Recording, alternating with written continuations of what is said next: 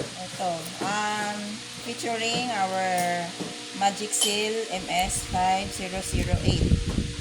Itong machine na to, pwede tayo mag-vacuum at saka mag-inflate. Una natin gagawin, mag-vacuum muna tayo.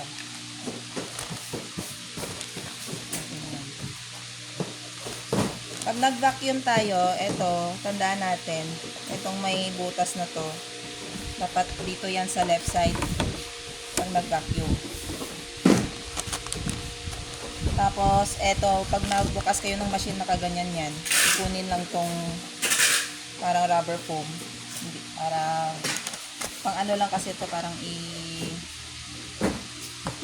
pang patong lang na parang hindi mapipis dito yung ano.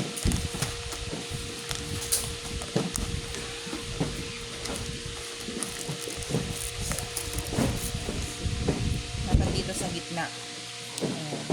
Ayan natin. Tapos, i-close. Ito, para sa open.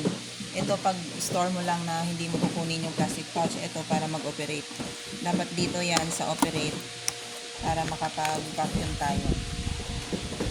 Ito, pag dito natin pinindot, automatic po ito.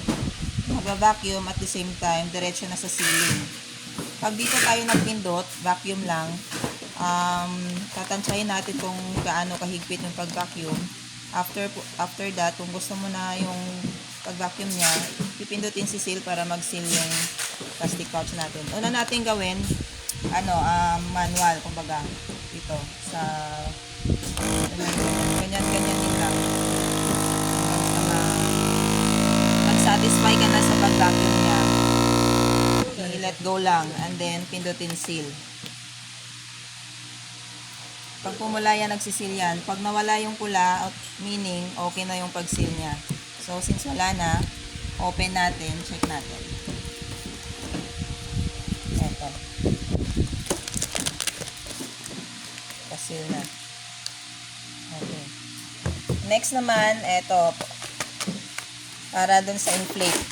Pag nag-inflate tayo, nakikita nyo tong sinabi ko kanina na butas. Ibalik ta rin natin para sa inflate. Dapat nandito siya sa right side. Same process lang, ganyan. Tapos, puntayin natin sa operate. And then, dito sa inflate.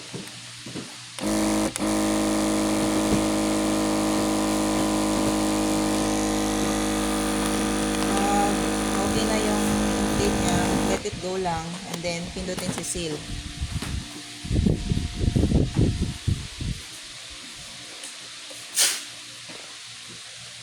Na. Open.